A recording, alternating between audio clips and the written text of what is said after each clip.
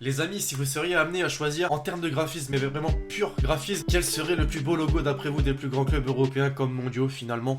Alors pourquoi cette question? D'abord, j'espère que vous allez bien l'équipe aujourd'hui, je suis extrêmement heureux de vous retrouver tout simplement. Puisqu'aujourd'hui, je me suis dit, faisons une petite vidéo à l'ancienne où on va voir en fait les changements de grands clubs européens, mais pas que, qui m'ont le plus impressionné ces dernières années. Et pas dans l'histoire du club en question, non, vraiment le dernier logo qui a changé. Forcément, je fais cette vidéo par rapport au logo du FC Nantes qui a tout récemment changé, il a fait énormément parler, beaucoup débat. D'ailleurs, ça m'a choqué puisque les supporters nantais, vous manifesterez dans les commentaires, vous étiez nombreux à le critiquer, mais j'ai vu qu'il y avait un record de vente en fait de maillots. Alors maillot, logo, c'est pas la même chose, mais quand même.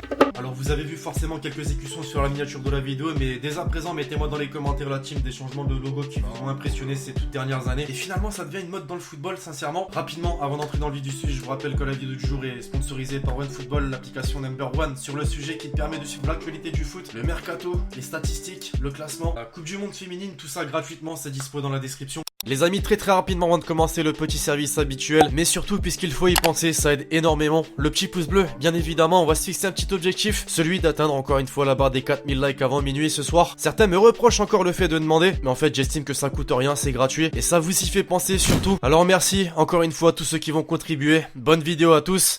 Et pour commencer l'équipe, je pense qu'on peut cette fois-ci en France, pourquoi? Puisque nombreux de clubs français ont changé leur logo ces 2-3 dernières années, à commencer par exemple par le LOSC. Oui, je suis lensois, mais oui, je peux parler du LOSC en vidéo, y a pas de souci. Après une saison très compliquée à la lutte pour le maintien l'an dernier, le club nordiste avait décidé de changer d'identité visuelle 7 ans après avoir gardé ce même écusson que je trouvais plutôt classe. Je sais pas vous, en termes de design, on a donc eu cette nouvelle apparition qui a fait énormément parler, c'est vrai, lors de son annonce. Là clairement, si on parle de graphisme, pour comparer avec l'ancien, on est plus sur un logo e-sport qu'autre chose. Ouais, je suis pas original, je dis un petit peu comme tout le monde, mais c'est clairement mon avis. Autant celui-ci reprend les codes historiques du club, à savoir le nom évidemment sur l'ancien logo. On avait le fameux Lille, cette fois-ci on a uniquement le fameux LOSC, les couleurs identitaires, la fleur de lys et la flamme, et le fameux Dog, d'ailleurs nouveau slogan dans la foulée puisque c'est plus LOSC Unlimited qui aura finalement porté malheur au LOSC qui est utilisé, mais le Follow the Dog. Alors pour ceux qui ont direct jugé la forme de ce logo, qui faisait vaguement penser à un logo de club e-sport, c'est en fait un petit clin d'œil à la citadelle tout simplement. Quasiment dans le même temps, le TFC de son côté a annoncé également son nouveau blason, et là j'ai vraiment accepté la prise de risque. Pourquoi? Puisqu'on a vu par exemple sur la série où je vous dévoilais les nouveaux maillots des grands clubs européens la saison prochaine, le travail de nombreux designers est apprécié sur les réseaux. Malgré tout, lors de l'officialisation des maillots, on voit bien que l'équipementier s'était le cadet de ses soucis de voir les avis sur différents graphismes réalisés. Alors pourquoi je dis ça? Et bien tout simplement puisque le TFC avait proposé à ses supporters de réaliser le logo anniversaire du club. Il y a eu 400 créations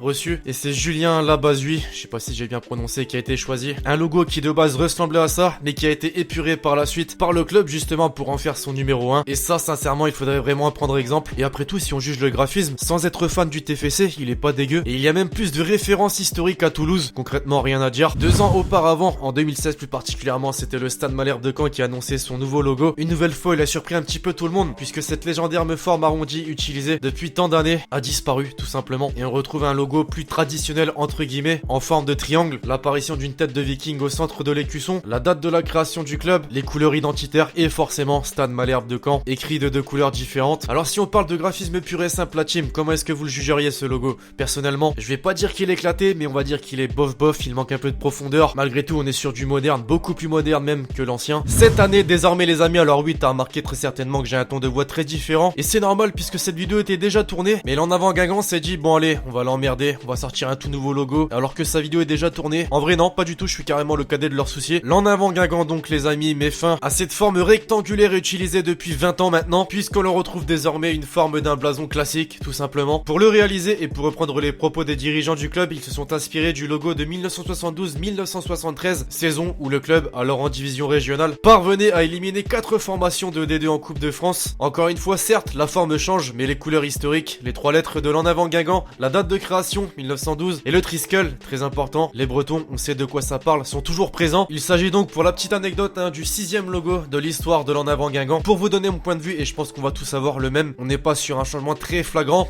mais c'est sûr qu'il était difficile de faire pire que l'ancien. Ah ouais non, ce logo rectangulaire qui finalement prend la forme d'un drapeau, non ça n'allait pas du tout, on va pas se mentir. Pour terminer en France, c'est un petit peu ce pourquoi je fais cette vidéo, on va pas se mentir. Le FC Nantes très dernièrement, il y a de ça quelques jours là à peine, a fait polémique en annonçant son nouveau maillot, mais surtout avec l'apparition d'un tout nouveau logo. Alors avant même de dire quoi que ce soit les amis, on peut apprécier le fait d'être passé à quelque chose de moderne, puisqu'il faut savoir que le FC Nantes précédente n'avait plus changé de logo depuis 12 ans. Alors d'après le directeur marketing du club, je cite, on s'est basé sur le passé pour écrire le futur. On a repris les armoiries de la ville comme socle et comme création de ce nouveau logo. On a gardé l'hermine pour l'appartenance de la ville au duché de Bretagne. Quant aux étoiles et aux bateaux présents sur l'ancien logo, ça a été un vrai débat. Il y a donc eu une très grosse prise de risque, ça c'est le positif. Mais pour ce qui est du négatif, c'est qu'il y a eu de très nombreuses critiques sur les réseaux sociaux, à tel point que le club lui-même a répondu, je cite, on a deux regrets, c'est d'officialiser le nouveau logo au cours de cette saison éprouvante, les contraintes équipementières obligeant d'anticiper dès septembre 2018 et de ne pas avoir trouvé une mécanique optimale pour intégrer les fans dans son processus de création. Il fallait faire comme le TFC tout simplement. Non alors voilà, qu'en pensez-vous de ce nouveau graphisme pour le FC Nantes, la team? Dites-moi dans les commentaires pour ce qui est de mon avis. Bah je pense que j'en ai parlé dans une vidéo précédente, on dirait plus un lapin qui tente de trouver son chemin qu'un logo d'un club de foot, même si c'est vrai, on touche plus sur de la modernité. Il faut pas oublier l'historique, ça c'est le plus important. À l'étranger désormais et en Angleterre pour commencer, c'est Manchester City. On s'en souvient en 2015 qui contre toute attente, voilà, tous les clubs jusque là dans la vidéo ont annoncé leur nouvel écusson en fin de saison. Eux en plein mois de décembre, normal, ils te balancent ce nouveau logo qui avait également fait énormément débat. Pourquoi? Puisque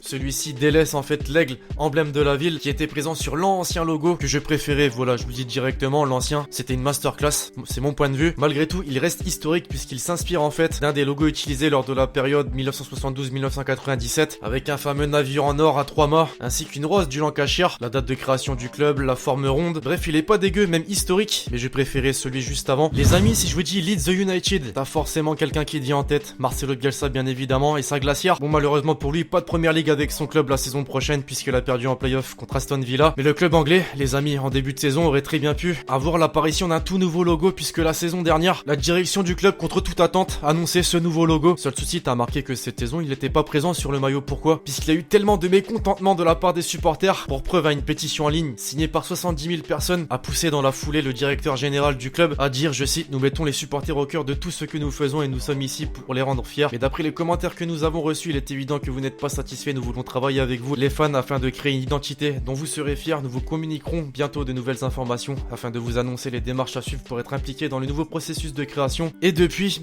toujours pas de nouvelle identité visuelle pour le club anglais. Et pour le coup, je suis plutôt d'accord avec les supporters. Certes, on était sur un logo moderne, mais regardez-moi ce tweet, il me tue. Non, clairement. Tu vois le logo imaginé par la direction marketing du club, et à côté, le logo du médicament Gaviscon. C'est un petit peu la même chose, c'est vrai. C'est ouf. Maintenant, si on veut parler de changements très surprenants, c'est en Italie qu'il faut se diriger, plus particulièrement du côté de Turin, puisqu'en 2017, le club fort de la Serie A avec ses plus de 30 titres de champion et des millions de supporters dans le monde entier a surpris un peu tout le monde en dévoilant son nouvel écusson, mettant fin aux traditionnelles bandes verticales blanches et noires, au taureau cabré emblématique du club, mais surtout à cette forme ovale représentative du logo de la Juventus Turin par le passé. On est donc depuis 2017 sur une nouvelle identité visuelle plus moderne, ça c'est sûr, avec un simple J initial de la Juventus écrit juste au-dessus. Je me souviens qu'on en avait fait une vidéo il y a 2 ans, ça remonte déjà. Merci à ceux d'ailleurs qui sont encore là aujourd'hui. J'avais dit que ça cassait totalement les codes de la Juventus. Finalement non, puisqu'en 1940, regardez, le club italien portait cette tunique. Bon, tu vas me dire c'est l'entre-guerre, donc forcément on s'en souvient pas trop. Il y avait bel et bien ce fameux J différent, c'est sûr, comme logo du club italien. Alors 2 ans après, je pense que tout le monde s'y est habitué, mais comment vous le trouvez? Tiens, ce logo de la Juventus, la team, mettez-moi votre avis dans les commentaires. Enfin, pour conclure les amis, on se dirige en Espagne, d'abord avec l'Atlético Madrid, puisque je suis pas censé vous rappeler qu'il y a peu, le club espagnol a également annoncé un nouveau logo. Certes, pas de grosse prise de risque de la part de la direction marketing du club, étant donné que sur ces dernières années, on a toujours eu ce traditionnel logo avec l'ours et l'arbousier,